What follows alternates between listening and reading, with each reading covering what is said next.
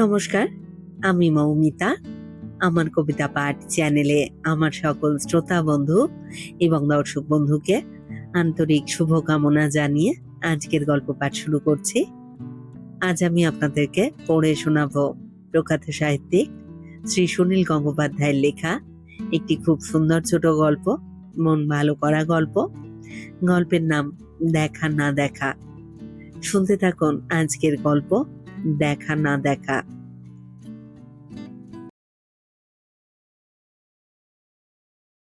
কোথাও বেড়াতে গেলে অনেক কিছুই দেখা হয়, কিন্তু একটা কিছু বাকি থেকে যায়।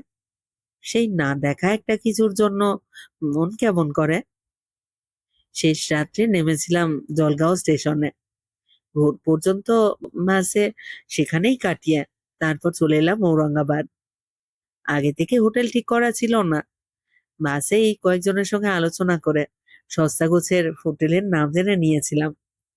দু একটা জায়গা ঘুরে শেষ পর্যন্ত একটা গুজরাটি হোটেলে জায়গা পাওয়া গেল। আর সবই ভালো, শুধু নিরামিষ খেতে হবে। যাকে, মোটে তো 3টে দিন, তার বেশি সময় নেই হাতে।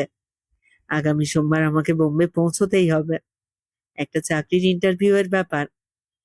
মাঝখানে এই ফাঁকে অজন্তা ইলোরা ঘুরে যাওয়া। চা খেয়েই গেলাম বাস ডিপোয়। অজন্তা ইলোরা দুটো দুদিকে, বেশ দূরে দূরে। ট্যাক্সি নিয়ে যাওয়ার অনেক খরচ। টুরিস্ট বাসেও সেদিন কোনো জায়গা নেই, এর মধ্যেই সব ভর্তি। তবে পরের দুদিনের টিকিট আছে। হ্যাঁ, সেই টিকিটই কেটে নিয়ে যেই আবার রাস্তায় এসেছি, অমনি রাহুলদার সঙ্গে দেখা। দুজনেই অবাক। রাহুলদা বললেন, তুই? আমি বললাম, আপনি? রাহুলদা আমার কাঁধে একটা প্রকাণ্ড চাপড় মেরে বললেন, কবে এসেছিস এখানে, আমাকে খবর দিসনি কেন? আমি কি করে জানবো যে আপনি এখানে থাকেন? কেন, তোকে দেবু কিছু বলেনি? দেবু আমার ছোট কাকা, রাহুলদা তার বন্ধু। কাকার বন্ধুকে কাকাই বলা উচিত, কিন্তু রাহুল দাই আমাদের বারণ করে দিয়েছিলেন। উনি কাকা জ্যাঠা পিসেমশাই হওয়া একদম পছন্দ করেন না। বলে দিয়েছিলেন দাদা বলে ডাকতে। ওর বয়স এখন 50-এর কাছাকাছি। রাহুল দা ইনকাম ট্যাক্স বিভাগে কাজ করেন। কিছুদিন আগে এখানে ট্রান্সফার হয়ে এসেছেন। কোথায় উঠেছিস? চল চল, আমার ওখানে চল। আমি বললাম, আমি যে হোটেল বুক করে ফেলেছি। কোন হোটেল?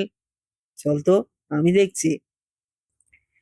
রাহুলদা হোটেলে গিয়ে ম্যানেজারের সঙ্গে কি সব কথা বললেন, অমনি সব ব্যবস্থা হয়ে গেল। আমাকে আর টাকা দিতে হলো না। একটা গাড়ি ডাকিয়ে সুটকেসটা তুলে নিয়ে রাহুলদা বললেন, আয় আমার সঙ্গে আয়। রাহুলদা কোয়ার্টার পেয়েছেন চমৎকার। একতলায় একটি বাংলো ধরনের বাড়ি, পেছনের সামনে বাগান, বড় বড় 4খানা ঘর। রাহুলদার বদলি চাকরি বলে ছেলেমেয়েরা বরাবর হোস্টেলে থাকে। ছেলে শিবপুরে, মেয়ে শান্তিনিকেতনে। বাড়িতে শুধু স্বামী স্ত্রী থাকবারই কথা, কিন্তু আর একজন আছে, রাহুলদার স্ত্রীর ছোট বোন যশোধরা। মাস 1.5 হলো সেখানে এসে আছে। রাহুলদার স্ত্রীর হাঁপানি আছে, মাঝে মাঝে একদম শয্যাশায়ী হয়ে পড়েন। এখন সেই রকম অবস্থা। যশোধরার সঙ্গে আলাপ করিয়ে দিয়ে রাহুলদা বললেন, শোন সুনীল, এর সঙ্গে কিন্তু প্রেম টেম করবার চেষ্টা করিস না। এর বিয়ে ঠিক হয়ে আছে, আর 21 দিন পরেই ওর বিয়ে।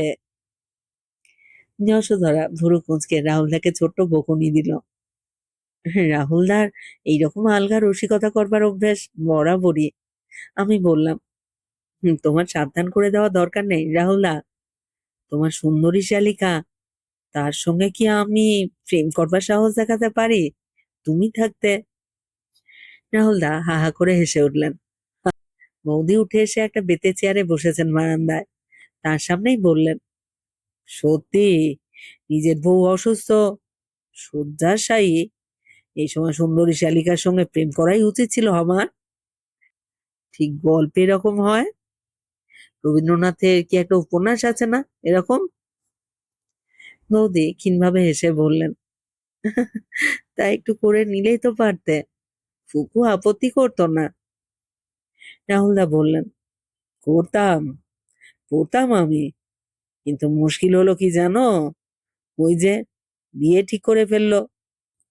কুমারী মেয়ের সঙ্গেও প্রেম করা যায়, বিবাহিতা মেয়েদের সঙ্গেও প্রেম করা যায়, কিন্তু যে মেয়ের আর মাত্র মাসখানেকের মধ্যেই বিয়ে হবে, নিজেই সে বিয়ে ঠিক করেছে, সে মেয়ের সঙ্গে তো প্রেম করতে নেই, সেটা আনএথিক্যাল।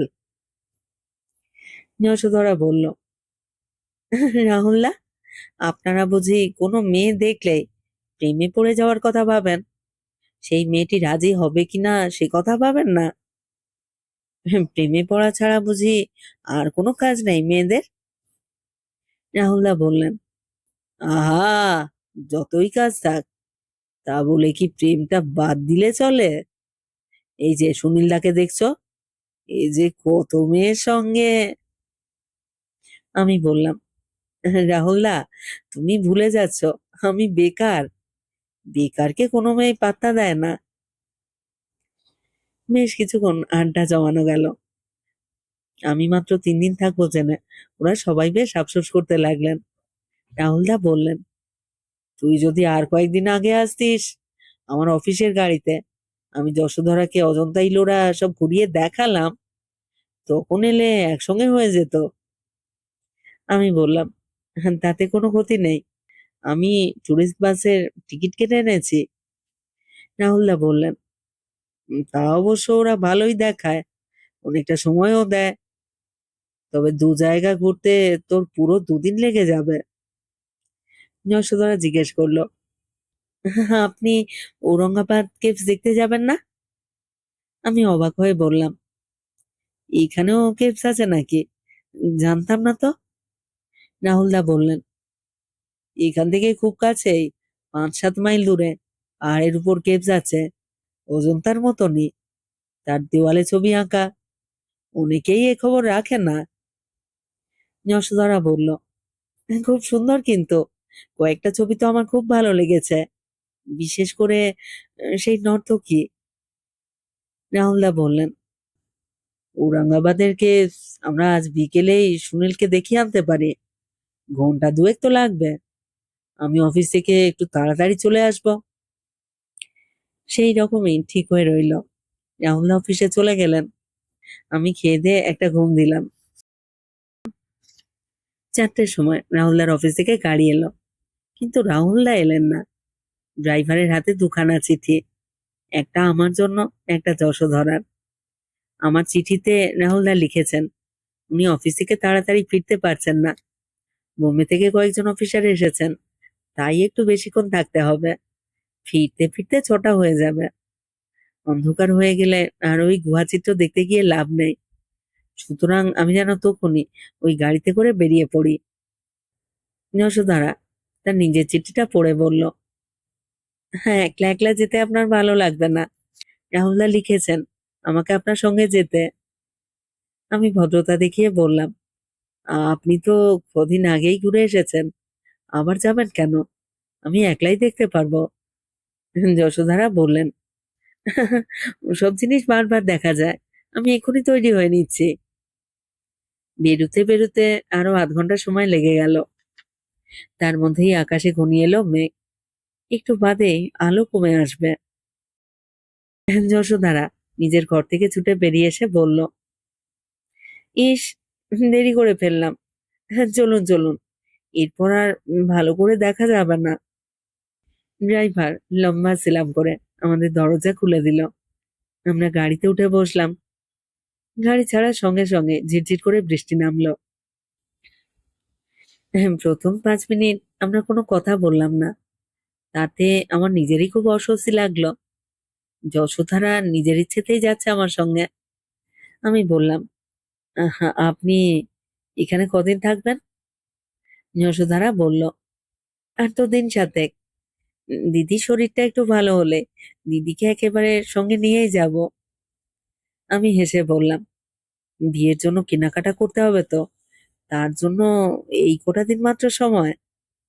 আজকালকার মেয়েরা বিয়ের কথায় লজ্জা পায় না। যশোধারা অম্লান মুখে বলল, সেসব হয়ে গেছে। আচ্ছা, আপনার বিয়ে হবে কোথায়? কলকাতায়? আমাকে চমকে দিয়ে যশোদারা বলল, না না, বিলেতে। বিলেতে? হ্যাঁ। ও, মানে কৌশিক, যার সঙ্গে আমার বিয়ে হবে, আসবার কথা ছিল তার, কিন্তু এই মাসেই ও চাকরি বদলাচ্ছে। নতুন চাকরিতে এখন বেশ কিছুদিন ছুটি পাওয়া যাবে না, তাই তো আমি চলে যাব ওখানে। দারুণ রোমাঞ্চকর ব্যাপার। বিয়ের কোণে যাবে বরের কাছে, একা একা? জিজ্ঞেস করলাম। আচ্ছা, আপনার সঙ্গে কেউ যাবে? না তো। আপনার বাবা মায়ের কষ্ট হবে না? আপনার বিয়ের সময় কেউ উপস্থিত থাকবে না? আমার বাবা থাকেন স্বর্গে, তিনি এমনিতেই উপস্থিত থাকতে পারবেন না। ও। গাড়িটা যাচ্ছে খুব জোরে, সামনে দেখা যাচ্ছে পাহাড়। হঠাৎ বেশ জোরে একটা শব্দ হলো, গাড়ি নিচ থেকেই। তারপর সেটা টালমাটাল হয়ে গড়াতে লাগলো বিপজ্জনক ভাবে। মনে হলো গাড়িটা যে কোনো সময় রাস্তার ধার দিয়ে গড়িয়ে পড়ে যাবে। আমার নিজের জন্য কোনো চিন্তা হলো না, কিন্তু ভাবলাম, যদি যশোধারার কিছু হয়, যদি কোনো আঘাত লাগে। আর কদিন পরেই তার বিয়ে, তার জন্য বিলেতে একজন প্রতীক্ষা করে আছে। দরকার হলে আমার জীবন দিয়েও ওকে বাঁচাবো। গাড়িটা থেমে গেল রাস্তার একপাশে। কি হলো? ড্রাইভারের কপালে বিন্দু বিন্দু ঘাম। সে কোনো উত্তর না দিয়ে নেমে গেল। আমিও নেমে পড়লাম। ড্রাইভার উঁকি মারল গাড়ির নিচে। একটু বাদে সে উঠে দাঁড়িয়ে বিবর্ণ মুখ করে বলল, আমরা খুব জোর বেঁচে গেছি, গাড়ির অ্যাক্সেল ভেঙে গেছে। এই যে। যশোদারা মুখ বাড়িয়ে জিজ্ঞেস করলো, কি হয়েছে? কি হয়েছে? আমি বললাম, আমাদের লাক খারাপ, অ্যাক্সেল ভেঙে গেছে। গাড়িটা চেহারা বেশ চকচকে, নতুনের মতনই, কিন্তু এইসব দেশি গাড়ি কখন যে খারাপ হবে তার কোনো ঠিক নেই। যশোদারা নেমে এসে বলল, আচ্ছা, গাড়িটা ঠিক করতে কতক্ষণ লাগবে? ড্রাইভারের বদলে আমি উত্তর দিলাম, লোক ডেকে আনতে হবে, আজ তো হবেই না। যশোধারা কিন্তু একটুও ঘাবড়ালো না। সে বলল, আর বেশি দূর নয় তো, ওই তো সামনেই দেখা যাচ্ছে, বড় জোর 1 মাইল হবে। হ্যাঁ, চলুন না, হেঁটেই যাই। হেঁটে যাব? তারপর ফিরবো কি করে? সে একটা ব্যবস্থা কিছু হয়েই যাবে। ওখানে নিশ্চয়ই অন্য কারুর গাড়ি বা ট্যাক্সি থাকবে, কারোর কাছে লিফট চাইলেই হবে।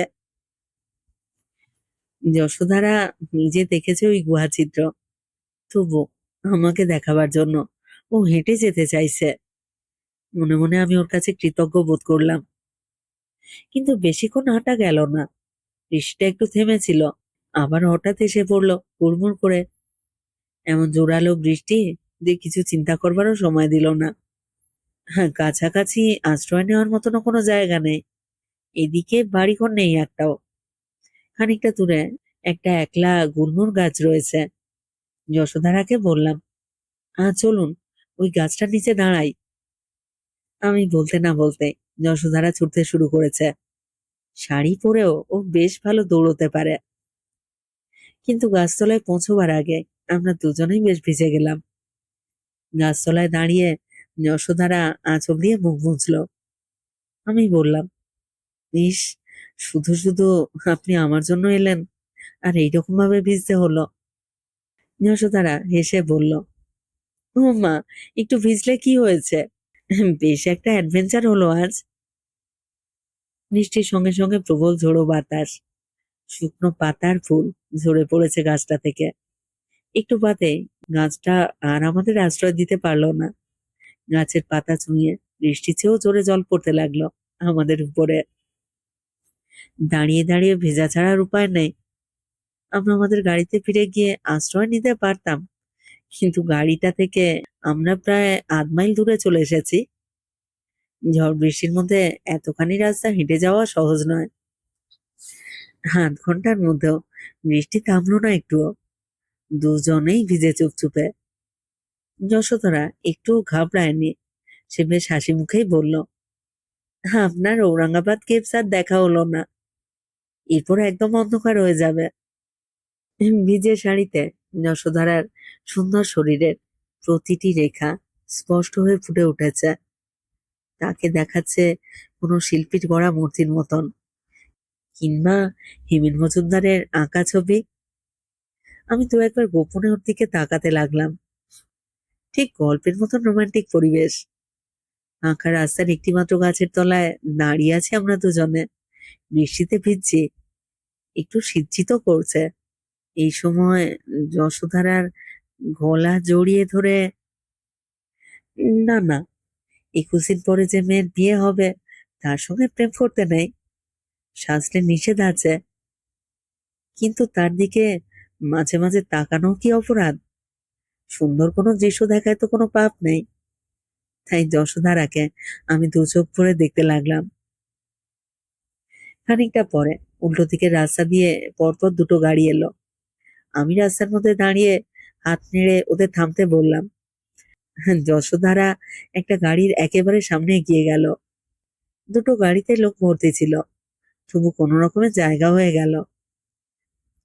আমরা গাড়িতে উঠবার পর একজন লোক ইংরেজিতে বলল, আপনার স্ত্রী গাড়িটার দিকে অমন বিপজ্জনক ভাবে ছুটে আসছিলেন যে, বৃষ্টির সময় একটা অ্যাক্সিডেন্ট হয়ে যেতে পারতো। যশোধারাও শুনেছে কথাটা, সে মুচকি হাসলো। আমিও আর প্রতিবাদ করবার প্রয়োজন বোধ করলাম না। এর পরের 2 দিন আর একটুও সময় পেলাম না আমি। অজন্তাই লোরা দেখায় কেটে গেল। তারপর রাত্রির বাসে চেপে বোম্বে। ঔরঙ্গাবাদ কেবস আর দেখা হয়নি। কিছুদিন আগে একটা ইতিহাসের বইতে ছবি দেখছিলাম, সেই কেবসের সেই বিখ্যাত নর্তকী। আমার দীর্ঘশ্বাস পড়ল। অত কাছে গিয়েও দেখা হয়নি, আর কি কোনোদিন দেখা হবে? ঔরঙ্গাবাদ কেবসের নর্তকীকে আমি দেখিনি, তার বদলে দেখেছিলাম এক জীবন্ত ছবি। সেই গুলমোর গাছের নিচে বৃষ্টির মধ্যে যশোধারা, যশোধারার সুঠাম শরীর, হাসিতে উজ্জ্বল মুখ। যশোধারা এখন বিলেতে, তার সঙ্গে হয়তো জীবনে আর কখনো দেখা হবে না, কিন্তু তার বৃষ্টি ভেজা ছবিটা বহুদিন বাঁধানো থাকবে আমার বুকের মধ্যে।